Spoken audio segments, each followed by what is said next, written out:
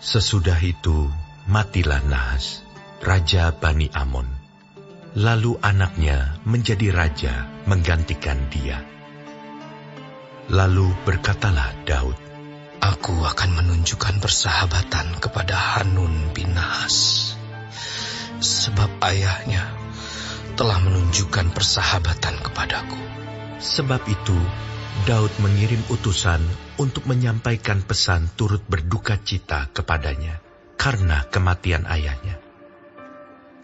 Tetapi ketika pegawai-pegawai Daud sampai ke negeri Bani Amon itu, kepada Hanun untuk menyampaikan pesan turut berduka cita kepadanya, berkatalah pemuka-pemuka Bani Amon itu kepada Hanun, Apakah menurut anggapanmu Daud hendak menghormati ayahmu, karena ia telah mengutus kepadamu orang-orang yang menyampaikan pesan turut berduka cita? Bukankah dengan maksud untuk menyelidik, untuk mengintai, dan menghancurkan negeri ini, maka pegawai-pegawainya datang kepadamu? Lalu Hanun menyuruh menangkap pegawai-pegawai Daud itu. Disuruhnya mencukur mereka dan memotong pakaian mereka pada bagian tengah sampai pangkal paha mereka. Kemudian dilepasnya mereka. Ketika mereka berjalan pulang, diberitahukan kepada Daud tentang orang-orang itu. Lalu disuruhnya orang menemui mereka, sebab orang-orang itu sangat dipermalukan. Raja berkata, Tinggallah di Yeriko sampai janggutmu itu tumbuh, kemudian datanglah kembali.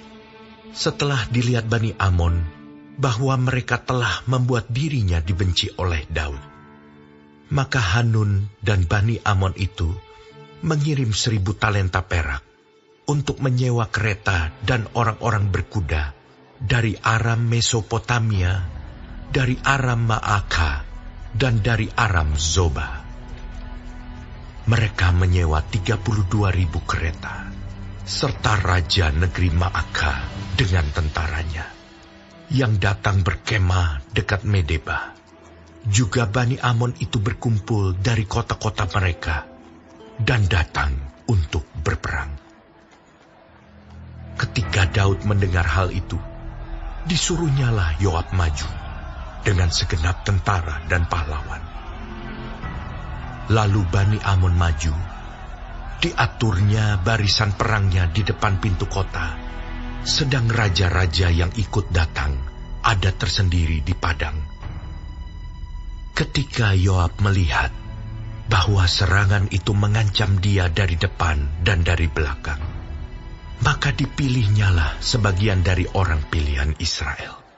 Lalu ia mengatur barisan mereka berhadapan dengan orang Aram itu.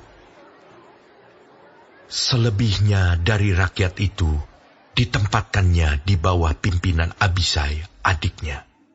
Dan mereka mengatur barisannya berhadapan dengan Bani Amon itu.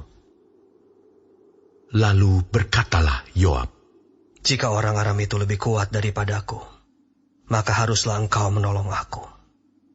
Tetapi, jika Bani Amon itu lebih kuat daripadamu, maka aku akan datang menolong engkau. Kuatkanlah hatimu, dan marilah kita menguatkan hati untuk bangsa kita, untuk kota-kota Allah kita. Tuhan kiranya melakukan yang baik di matanya. Lalu Yoab dan tentara yang bersama-sama dengan dia maju menghadapi orang Aram itu untuk berperang. Dan orang-orang itu melarikan diri dari hadapannya. Ketika Bani Amon melihat bahwa orang Aram sudah melarikan diri, maka mereka pun larilah dari hadapan Abisai, adik Yoab, dan masuk ke dalam kota. Sesudah itu, Yoab pulang ke Yerusalem.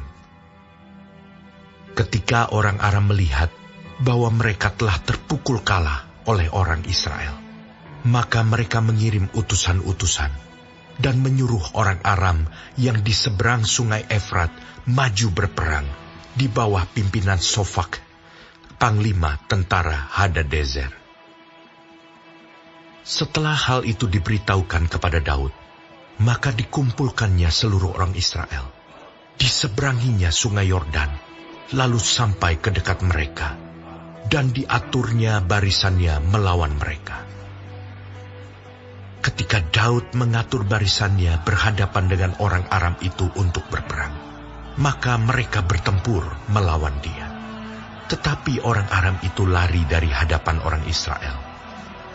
Dan Daud membunuh dari orang Aram itu 7.000 ekor kuda kereta dan 40.000 orang pasukan berjalan kaki. Juga Sofak, panglima tentara itu, dibunuhnya. Ketika dilihat orang-orang yang takluk kepada Hadadezer bahwa mereka telah terpukul kalah oleh orang Israel, maka mereka mengadakan perdamaian dengan Daud dan takluk kepadanya. Sesudah itu, orang Aram tidak mau lagi memberi pertolongan kepada Bani Amon.